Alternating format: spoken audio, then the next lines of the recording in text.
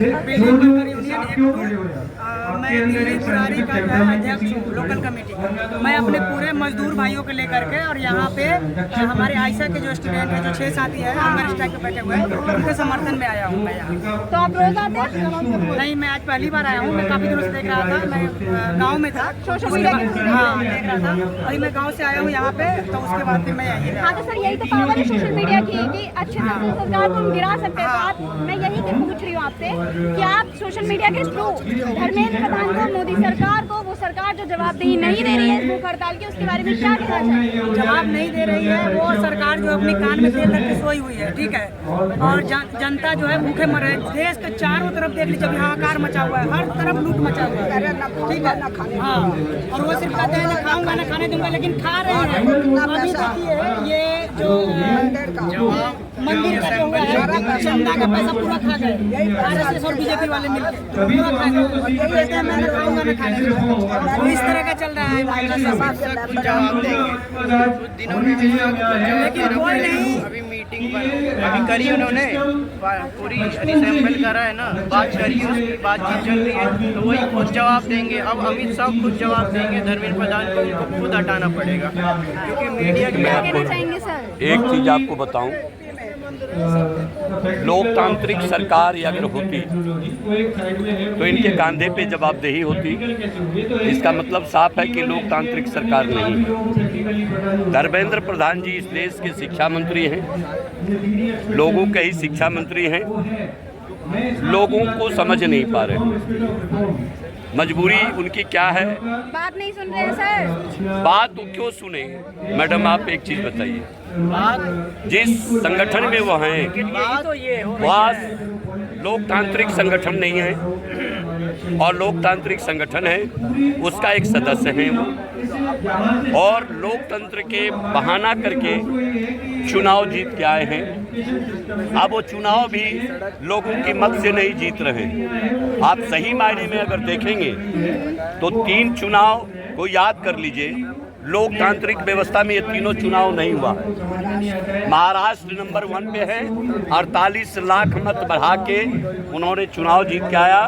बिहार में 65 लाख वोट काट के चुनाव जीत के आया, और बंगाल में 94 लाख वोट काट के जीत के आया, और 27 लाख मतों को सस्पेंशन में डाला। इस देश के न्यायालय भी अब गरीब मजदूरों के लिए, देश के छात्र नौजवानों के लिए काम नहीं कर रही है। सिस्टम का पार्ट हो गया है।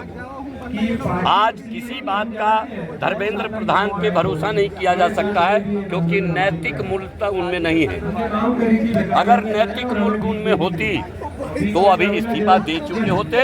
वो कह दिए होते कि भैया ये संगठन रहे या न रहे, मैं रहूं या न रहूं, हमारे देश का छात्र रहे, क्योंकि मैं भी एक जमाने में छात्र था, और जिनके कारण से मैं आज मिनिस्टर बना हूं, उससे मैं दूर नहीं काम कर सकता हूं। मैं सच्चा काम करूंगा। इसका मतलब है कि धर्मेंद्र प्रधान सच्चे इंसान नहीं है, और उनके अंदर मानवता मर गई है। मानवता उनके भीतर नहीं है। वह केवल संगठन को ऊपर समझ रहे हैं, देश को ऊपर नहीं समझ रहे। अगर देश को ऊपर समझे होते धर्मेंद्र प्रधान जी तो वो इस्तीफा दे चुके होते।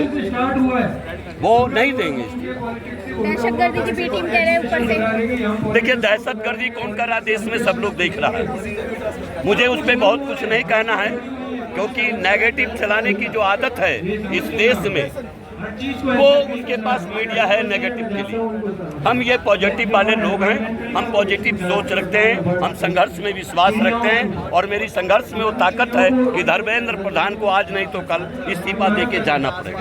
14 दिन का बच्चों का संघर्ष किस प्रकार देखते हैं आप? 14 दिन की संघर्ष बच्चों का कामयाब होगा। ये कामयाब संघर्ष है, ये देश का युवाओं का संघर्ष है। युवा दुनिया बदल रहा है, और मुझे आज भी भरोसा है कि ये युवा दुनिया बदल के मानेंगे। तो कह रहे हैं आप कि 14 दिन हो जाए या 16, धर्मेंद्र प्रधान का इस्तीफा लेकर? 16 महीने बाद भी धर्मेंद्र प्रधान का इस्तीफा लेंगे। 16 महीने तक भी अगर बैठना पड़ेगा तो बैठेंगे और धर्मेंद्र प्रधान जी का इस्तीफा लेंगे। भरोसा रखिए आप, भरोसा रखिए 14 महीने बाद भी लेंगे, 16 महीने बाद भी लेंगे।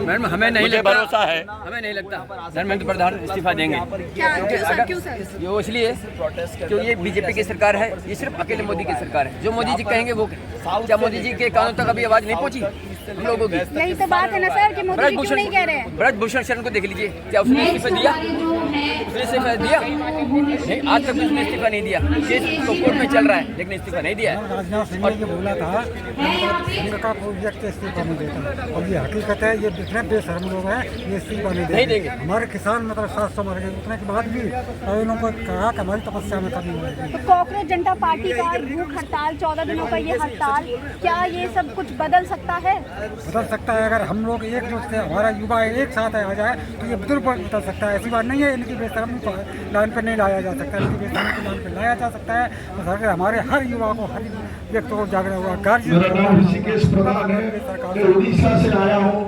धर्मेंद्र प्रधान का नजीब मतलब बहुत भारत के युवा में, और युवा इतनी शक्ति है, आशा कर रहे हैं लेकिन उसके लिए एक मेरा आवाज वहाँ तक बुलंद होगा जहाँ पे प्रधान जी बैठे हैं, हमारा गाँव का आदमी। लाइन पर लाया जा सकता है। तुमने कितना गलत किया, मेरा साथ झुका।